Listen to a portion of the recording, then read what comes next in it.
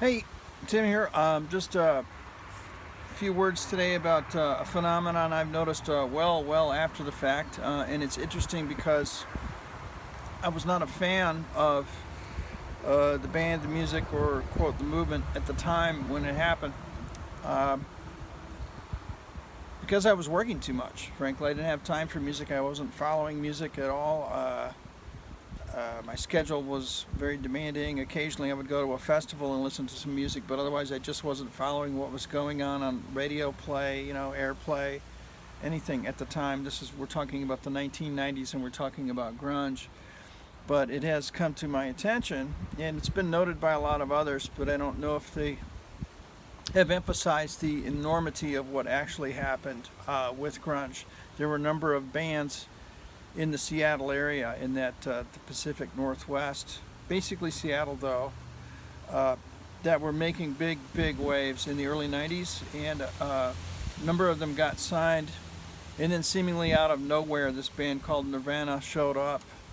Nirvana, I guess, and Kurt Cobain and the gang there made some really huge waves.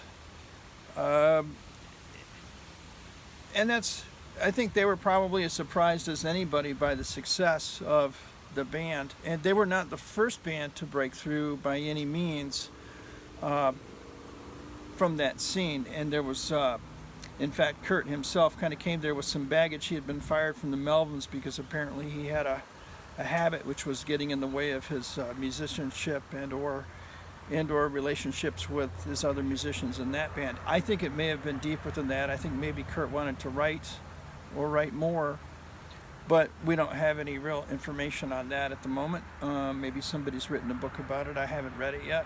So my feeling is that writing played a part in his frustration, because when you listen to Nirvana, and like I said, I was not a fan of the music. I came to it quite a bit later, at least a decade, if not later than that, to the whole grunge scene. Although I did like some of the songs at the time, like I said, I just wasn't really paying much attention to music. I was very focused on film and video and that sort of thing.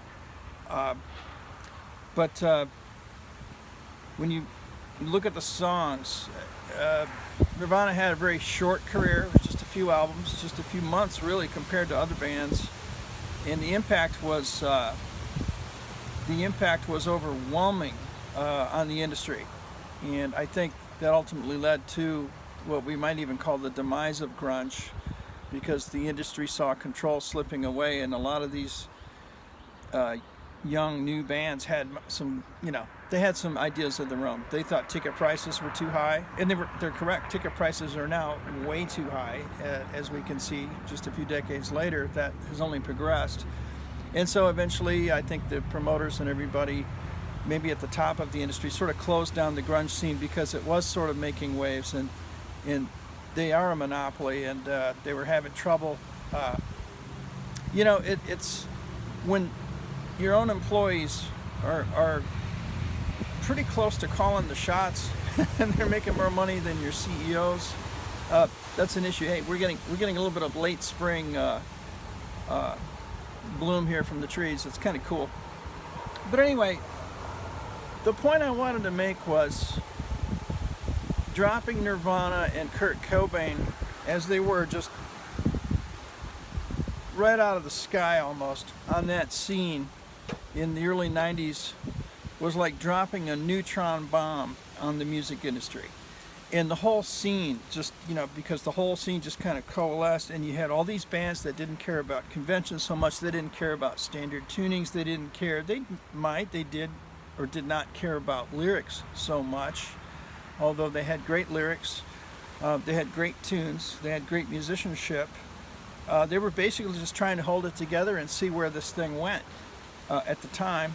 And it went some pretty great places. But yeah, it shut down stadium rock, it shut down metal, it shut down hard rock. In one fell swoop, everything that sort of came before was sort of now gone, now off the airwaves. Now we had an entire alternative scene coming in and just swept the board clean.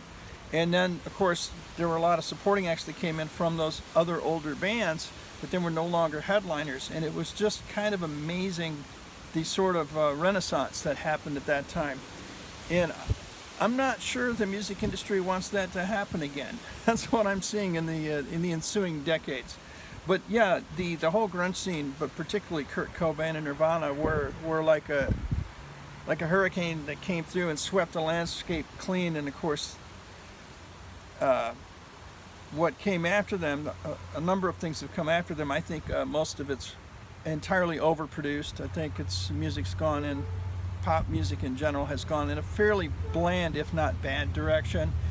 It's just not, and there are obvious exceptions. So I'm not gonna go ahead and slam everybody and everything. And I still like a lot of musicians that are touring today, quite a few in fact.